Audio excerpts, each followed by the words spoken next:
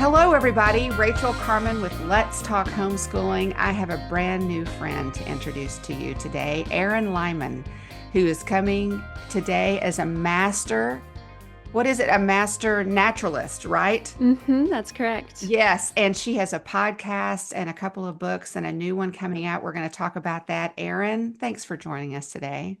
Thank you, Rachel. Thanks so much for having me. I'm so glad that you're here. Would you tell our audience of listeners who may not all know who you are and what you're about in your podcast?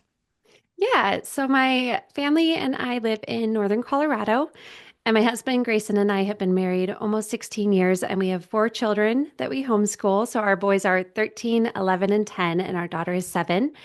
And we are both second generation homeschoolers. My Oh, husband and I were wow. raised homeschooled and just loved our experience and always knew that that's what we wanted for our children, especially just to be able to disciple them at home and Mhm. have our own schedule and that flexibility.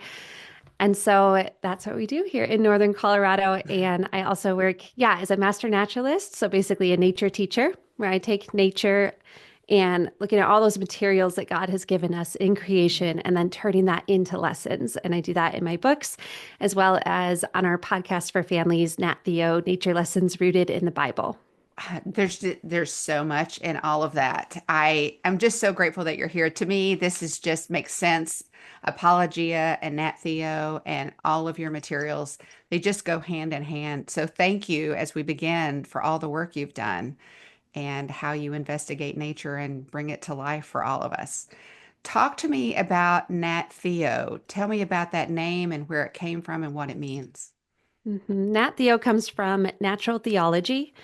And natural theology is really what science stemmed from in the Mm, first place. And it was natural historians, natural philosophers who were looking at the natural world to better understand our creator, coming from Romans 1:20 that God's mm, invisible attributes, his eternal power and divine nature are clearly perceived ever since the creation of the world through what has been made, so we are without excuse. And so it was people looking at, okay, all these things around us, they reflect a creator.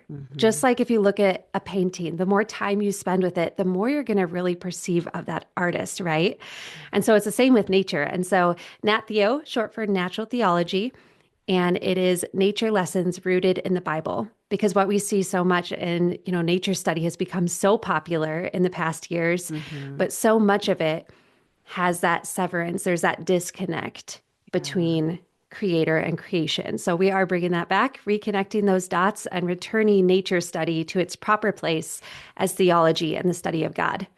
I love that. I that it just makes my heart sing. I remember when the kids were little and I would go into their room to sweep them out of their crib in the morning and I would open the blinds, right? And I would say, "Look at the beautiful day that God has made for us," right? It didn't matter what it was doing outside. It could be sunny, it could be stormy, it could be, we don't live where it snows very often, but it didn't matter. This was the day that God has made. Let's go forward and investigate all that He wants to show us today. And I Yes. love setting that framework for our children. When you were a child, you said you were also homeschooled. Was this something that was given to you, like go outside and play and learn of the things of God out in nature? It was, yeah, definitely. We spent a lot of time outside. Now, it was different back then. I grew Sure. up homeschooled in Wisconsin, Oh, wow. and it was just very different back then to the point that we Hmm. actually weren't allowed to go outside until school was out That's because true. people would Yep. be like, why are these children outside? And so, in that way, there was more barriers. But my Hmm. parents were very intentional about taking us hiking, taking us Mm. camping, taking us outdoors. Now, my mother's an engineer and my father is a computer scientist. And Okay. so, there wasn't that depth of nature study. My dad Sure. was more, he would teach us chemistry and Yeah. show us how like little explosions work and things like that. But it was really later in life that I came to just this passion for let's look at the details in biology and in all of these living things. But that's such a blessing, I think, for our moms to hear is the value and the power of sending your kids outside to investigate what's out there, right? Oh, completely. Yeah, it was so funny. Just a couple of days ago, I was in my little home office here and I'm doing some work. And here in Colorado, it's just beautiful now Mhm. and this time of year. And so my 11-year-old son, he came running and he starts like banging on my window to my office. And so I'm like, okay, what's going on? He goes, Mom, come see, come see. And I think when our children say that, Yes, it's such a beautiful invitation I do because too. they're welcoming us into their world. Mm-hmm. And we get to see it through their eyes of wonder, like faith Mm. like a child, seeing like a Yes. child. And so I ran out to go follow him, and he leads me to, we have this little irrigation canal behind our house, and they've been Mhm. catching crawdads and minnows and putting a trap down. And they had caught this crawdad mama full of eggs. So they pick her up, and they look Mm. like little black pearls, like perfect little Oh, black wow. pearls. And we're watching her like curl around them and try to protect them. So we got her safely Mhm. back in the water. But it was just, yeah, send them out. That Mhm. that God-given curiosity is going Yes. to help them connect with their creator in ways that they just can't do while inside. I totally agree with you. We had a rule that the kids, we said it, the words are not great, but my tone was fabulous. They joke about how I would kick them outside in the afternoon, right? Oh And it yeah. wasn't that I barred the door, but it was like, enough of this. Y'all need to get out there and Mhm. go and find and investigate. And I was really amazed, and should not have been, how many times I felt like God allowed my children to interact with his creation in ways where I felt like he was just showing off to them. I love that. Whether Oh, it I was, love that. so like one time we found, and this was a seemingly, initially at least, tragic situation that turned into just this glorious thing. There was a hummingbird caught. The wings were spread, and it was caught behind some shelving we had in our garage. Mhm. And we were trying to leave literally to go to the zoo, right? But there's a hummingbird caught in our garage. And I mean, it became this project for all of us. I put on gloves and I got out the ladder and I crawled up and I managed to get it and I got it in my hand. Oh, wow. One of our sons was always about animals. And he said, Mom, I've read they need sugar water. He ran inside. Oh. I don't think he was older than maybe 8. And Mhm. with an 8-year-old with my sugar container, right? And a faucet of water and a whisk, mix this together. You can imagine what it looks like inside of the house. He got Mhm. a water bottle lid and put some in a water bottle lid and Oh. brought it out. This thing was collapsed. It was just Mm. exhausted. And we put the little container of sweet water in my beside him. And at first I could only prop his beak up on it and his little Mhm. tongue flicked in and out. Oh my word. For long, he sat up and he was sipping from the water. And then Wow. he just hovered, and it's like he looked around the circle at all of us and he flew away. That is And I amazing. was just like, thank you, God. In Totally, that completely. moment, God showed off to my kids. And Yeah. I think that's what he's in the business of doing.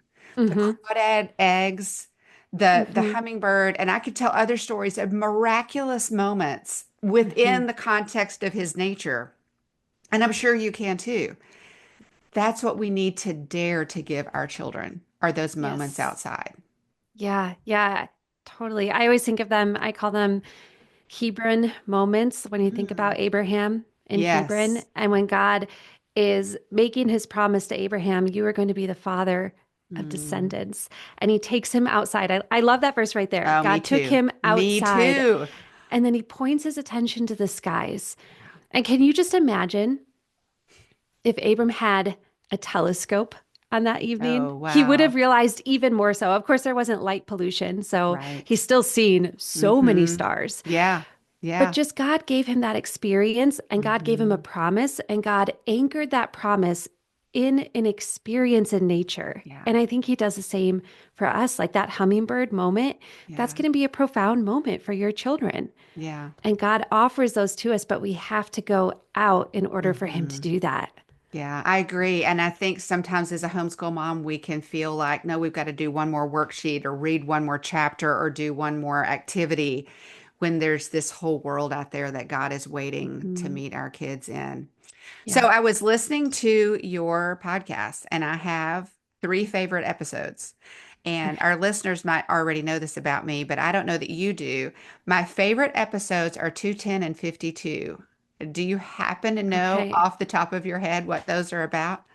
Oh I my mean, goodness, that's two like is so our long pop, ago. that's a pop quiz. So I'm putting you on the spot, but they are. Yes, I want to say 10 was hermit crabs. Is that correct or No, no? I'm not Nope, going to torture I you any didn't get longer. it. They all have caterpillars and butterflies in Oh common yeah. Oh yeah. because Yep. that is my passion. I actually have been I've raised monarch caterpillars for the last 8 years. I get them on their journey back um, Hmm. to Mexico, but at one point I released 390 monarch Oh butterflies, my goodness, that's amazing. which is just glorious. But I love what you're talking about. I just am just on fire about what you do because I love how what God has already done, we need only to point our children to, Hmm. right? Oh yeah. And all of the episodes that I've been able to listen to, that is the underlying message of what you're saying. Do you have a favorite episode? Ooh, okay. It's kind of fun. I feel like my favorite episode changes all the time I because I get love it. what I'm Yeah. currently studying. One of my favorites to research for were the two episodes we did on octopus because I Mm. mean, people call them the aliens of the sea. They are so strange and so Yeah. unlike other creatures. And so to research those was very, very fun. Yeah. And then one I loved from personal experience was our episode on mountain lions because Okay. I was working on that episode and researching it and getting it all ready, and I had not seen a mountain lion in real Oh. life. And then before that episode aired, and 2 days I think it was before the new year, God gave us one of those moments, one of those gifts to where my family and I, we had just gone on this incredible drive through the mountains here in Colorado.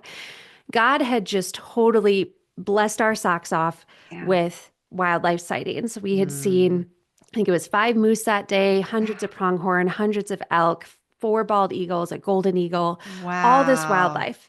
So we are just like totally content. But then we're driving home through a canyon and it's right at Mm. dusk. And we come around a corner and this animal is in the road and it sees us and it runs into the woods. And I think, oh, a fox. We haven't seen one of those yet today. And then my husband and my oldest son at the same time go, no, lion. And sure enough, we pull over and my husband, he keeps a spotlight in the car. And so he puts it in the direction and there is this magnificent mountain Mm. lion. He's about 40 feet from us, just looking at us. Wow. We get to see his face, and then he runs back across the road. So we see his entire body length. Mm.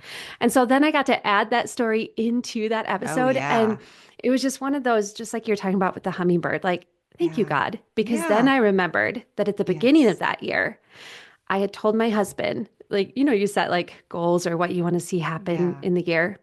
I had told my husband, I want to see a mountain lion by the end of the year. Oh, Two wow. days before the new year, God gave that to me. So that's That one of my is favorite wonderful. episodes as Oh, I well. love that. That's a great God story because he does listen to us. He Hmm. is, and I think many of our heart cries as homeschool moms, and I don't know that we could all articulate it like this, but one of my big desires for my children on this homeschool journey was that God would be real to them. Hmm. Because when I was growing up, and this is not a commentary on my parents who both love the Lord, because they both love the Lord and they both pointed me to him. But I will say he wasn't real to me. He was still a distant, far off God. And I wanted my kids for him to be real, to close, personal, like he cared Yeah. about them. And I think when that is our heart cry, I think if we're paying attention, God does that in a variety of Yeah. different ways, providing for our kids, showing off to our kids. I love what you were talking about a minute ago when your kids say, Mom, come see. Boy, put down whatever you're doing, right? The laundry's not going anywhere, but run with your children. I love that you said you went out with your son. What a blessing to him and to share that moment together. I want to shift a little bit now. You have a book, a new book, The Nature of Rest. And I just have to say, when my assistant sent me that book title, I was so excited about it because this is kind of my thing right now, this whole issue of rest. What does it mean? How do we get it? What is the source? Is it possible here, right? Or is it just, is it possible that we're chasing after the wind, that that's not something we get until we're in our eternal home with Christ? So this title is really speaking to me. Where did you get this title, and what is your undergirding theme of this book? The title itself, I really believe God gave to me as Mm, I was looking at, I'm working as a naturalist and working on the podcast and creating all these lessons about nature and tying them to scripture. And at the same time, our family had come up against this wall. We mm, were exhausted. We're homeschooling 4 kids and running businesses. And no matter where anyone is, whatever season they're in, if you're not physically exhausted, your heart is tired, your yeah. mind is tired. Fatigue is part of this human experience Yes. on earth. Mm-hmm. And so we were just feeling very depleted. And we came to a place where rest was no longer optional. We saw that it is critical. Mm, And so then I start looking at, okay, what does the Bible actually say about rest? Because it's not just a few verses here and there. It's not only Matthew 11:28, come unto me, all who are weary and heavy laden, and I will give you rest. Rest is not a footnote. It is a mm, foundation, a cornerstone of biblical truth. We see it hinted at during creation, yeah. established in the wilderness, modeled through Mm, the life of Christ, and fulfilled at Calvary. It is all yes. throughout. And then at Mm-hmm. the same time, I'm thinking, okay, if rest is critical, where do we see it in nature? So I Mm, start digging into that, and we see it everywhere. yeah. Every living thing needs rest. And there's all Mm-hmm. these beautiful, beautiful connections. So, that idea, the nature of rest, yes, Yeah. the very character of rest, like you think of that Mm, word nature, and really it's a play on words because you yeah. get the Yeah. character of rest, but you also get rest as we see it in nature. Yeah, so let's do your 4 point outline there. That was great. So hinted at creation. Yes. So you're Mm-hmm. referring to on the seventh day, God rested. Now, does Mm-hmm. that mean that the Almighty was overcome and exhausted such that he needed a nap, like I feel like I do at the end of watching my grandkids for one day? Yeah, well, of course not, because Isaiah 40:28, the creator of the world, he does not grow tired, he does not grow Mhm. weary. And so we have to ask then, okay, why did God rest if he Right. doesn't need rest? And I Right. believe it was for two main reasons. And the first was to stop and delight. The Mm, word Sabbath comes from the Hebrew word Shabbat, which can mean to both stop and delight.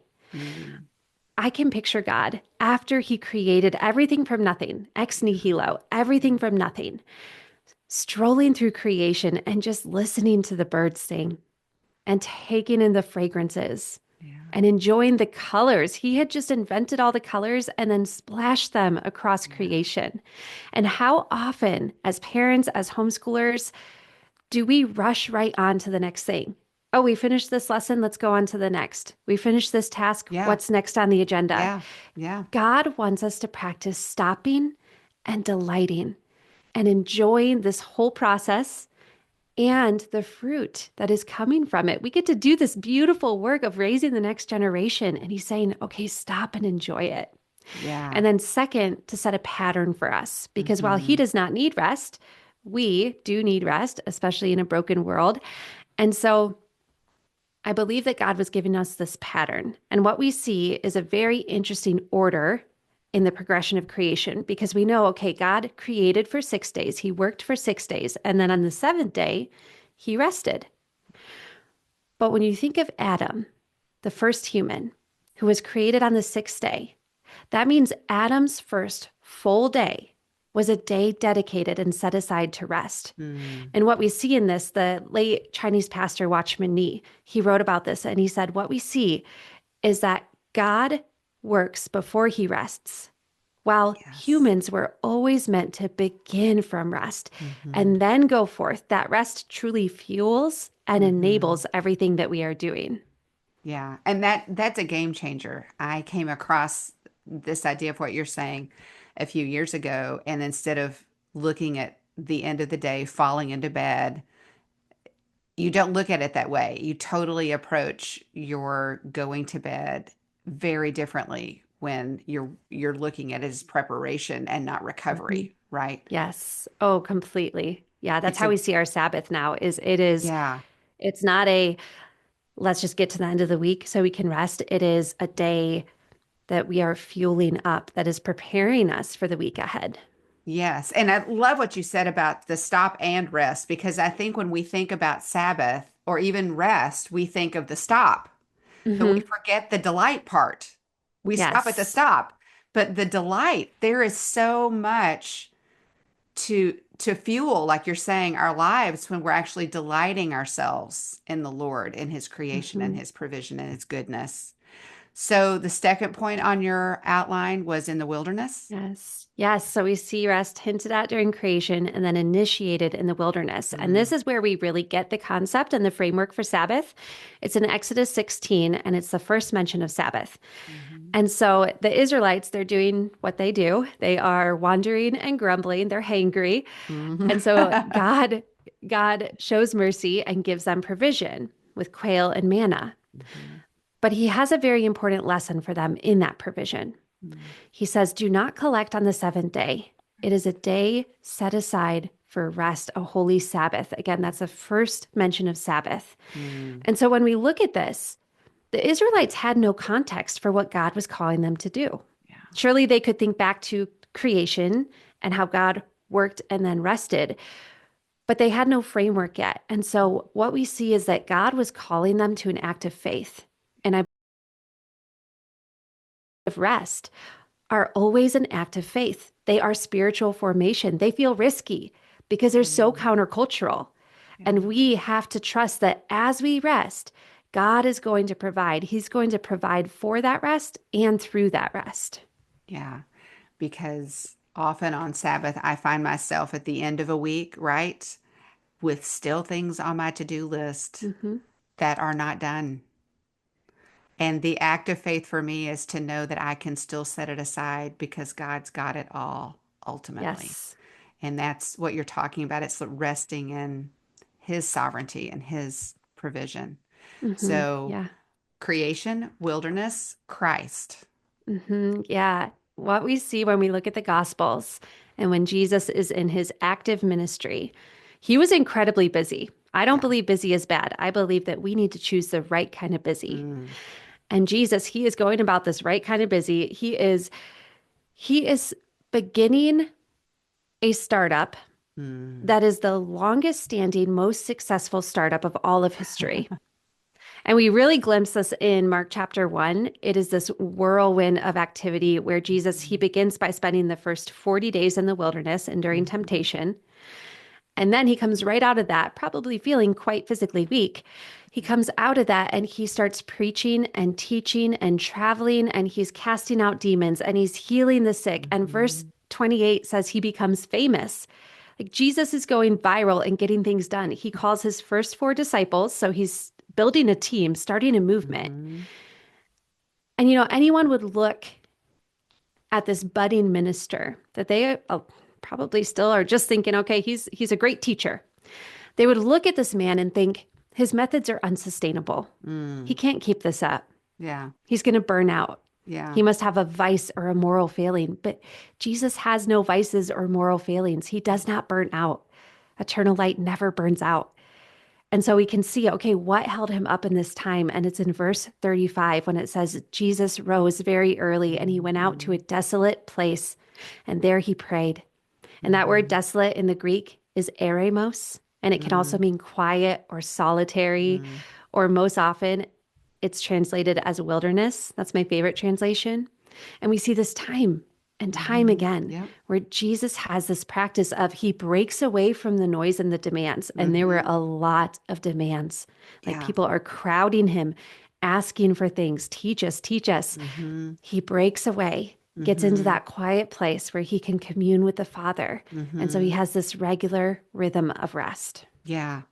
And that is what he invites us to. And Hmm. he exemplifies that. And I do love those passages where it says he went to be with his father. At one occasion, the disciples don't even know where he is, right? And they're like, "Where?" Yes. And they find him and they're like, "Where were you?" And he was like, Hmm. "I was with the Father doing the most important thing."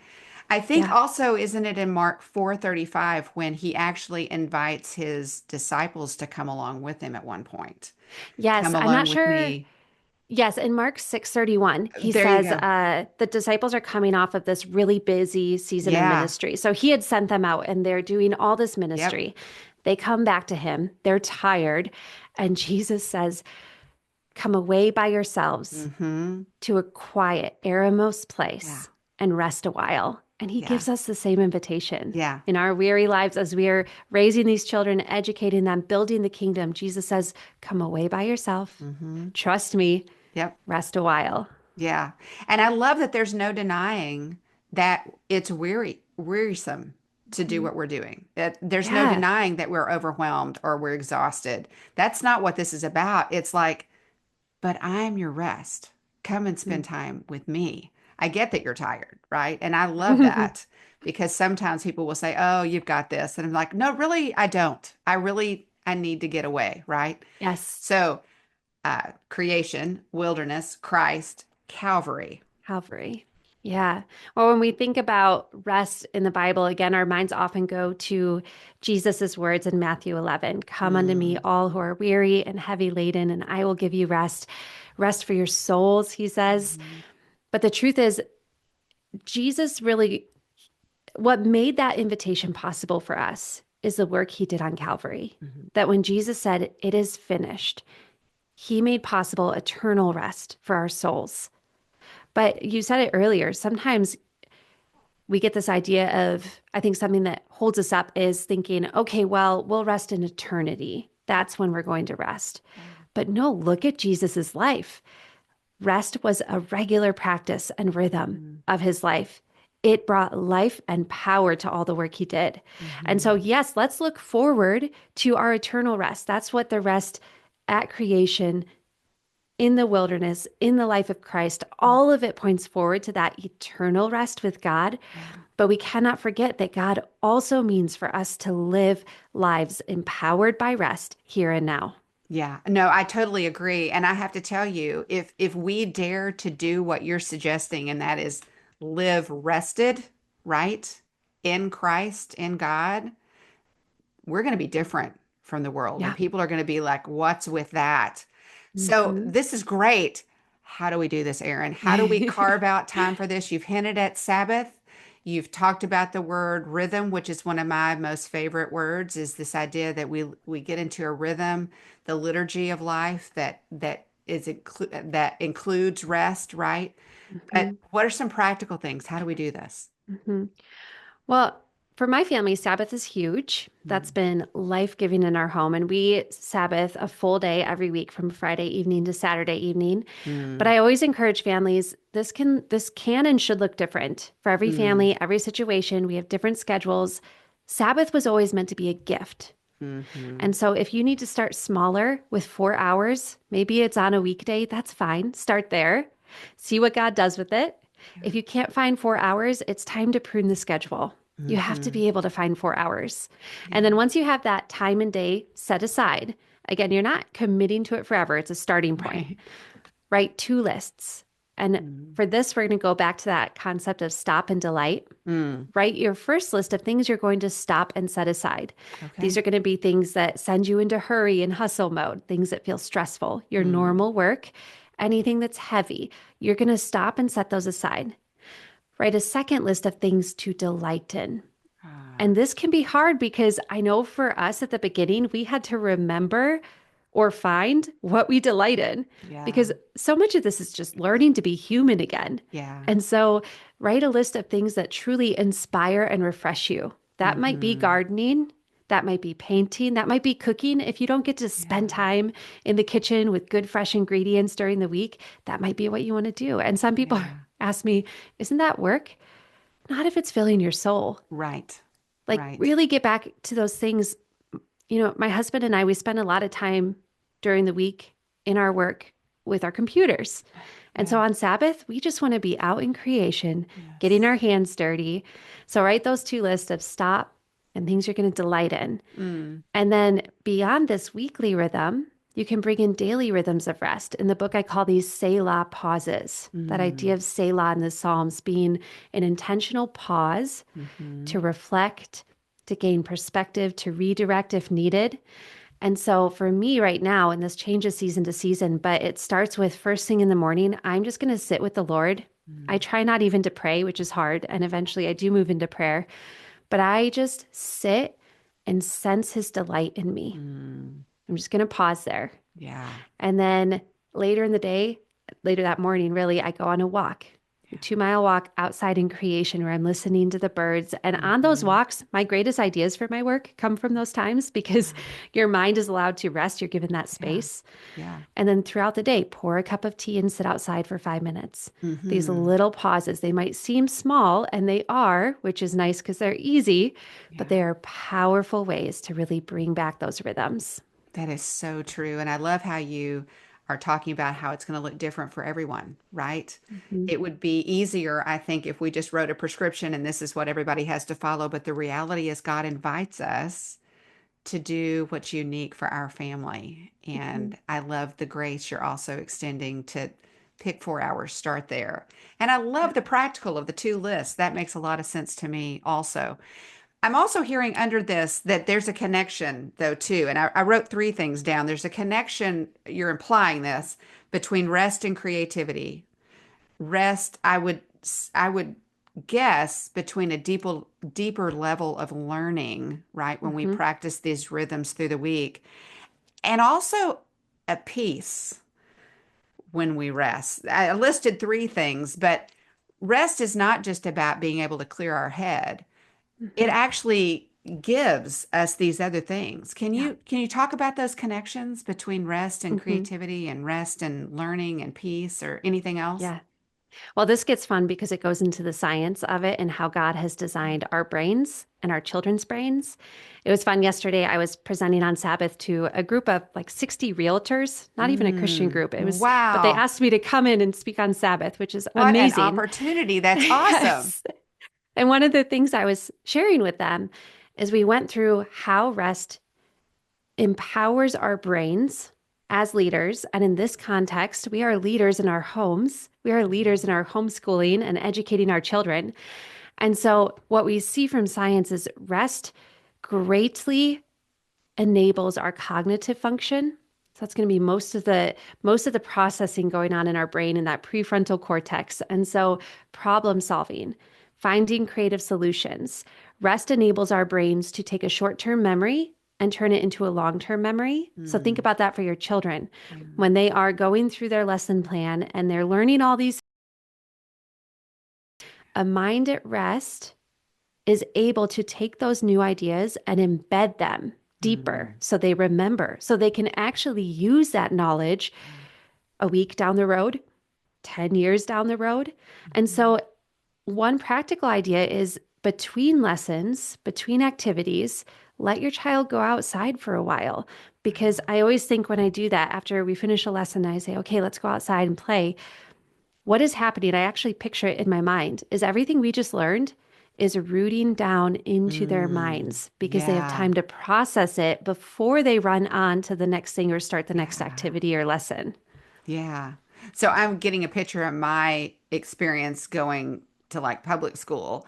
That bell in between classes wasn't helping me to rest. It wasn't helping me to root. It wasn't helping me to sort or to Mm-mm. process, was it?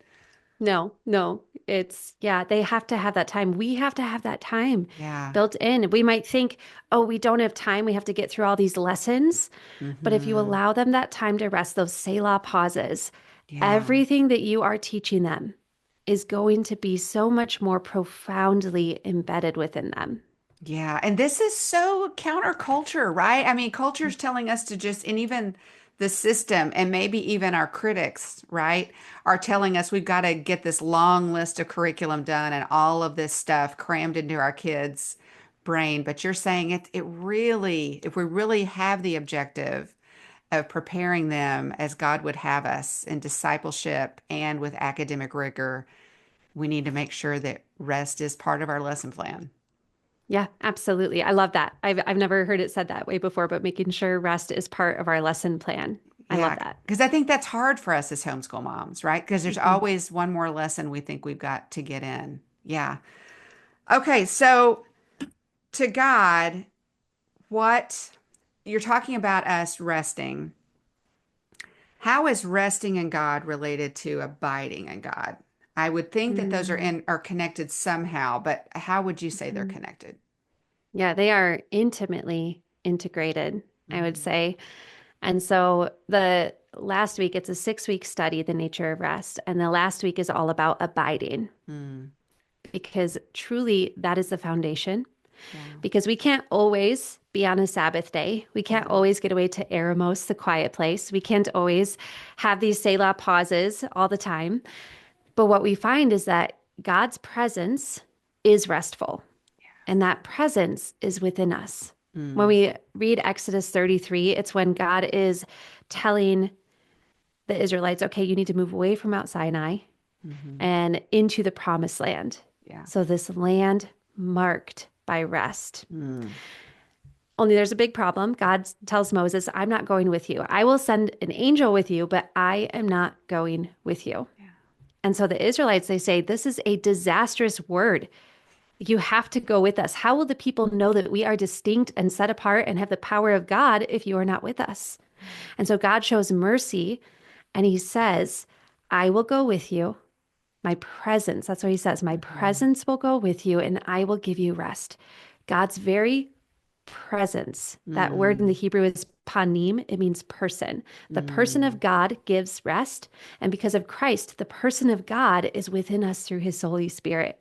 And so when we're going about our homeschool days, when the crazy and the chaos rises, because it will, we can remember God's very restful presence is within us. And I repeat mm. that to myself so often Yeah. when I feel like things are dialing up to this pace that I do not Yeah. like. And there's all these demands. I will just stop. Okay, Lord, your restful presence is with me. Mm, yeah. And I can just imagine in the crazy moments of life, just closing your eyes and doing a deep inhale and exhale and just remembering that as Yeah. maybe one of the primary Selah pauses that you've encouraged us Hmm. to adopt into our daily routines. Eryn, I think we could talk for a lot longer, but we're going to go ahead and close this out. Can you tell people the best way to connect with you? Yes, thank you. So, The Nature of Rest, What the Bible and Creation Teach Us About Sabbath Living, is available wherever you buy books. And that includes, of course, on Amazon or on my website. And along with that, my other books are on my website, a bunch of free resources and nature inspired activities and devotionals you can download for free, along with our podcast, Nat Theo Nature Lessons Rooted in the Bible, which you can listen to anywhere, including YouTube, Apple Podcasts. And all of that is on my website at erynlynum.com, ErynLynum.com. Thank you so much. This has been such a blessing. And listeners, I do hope you'll go over to her website and check that out. I spent a ton of time over there and sent the link to all of my kids and grandkids. You will not regret it. It is such a blessing. Thank you again, Eryn, for your time today and blessings upon your ministry. Thank you so much for having me and for your encouragement. Y'all have a great day. We'll see you next time on Let's Talk Homeschool.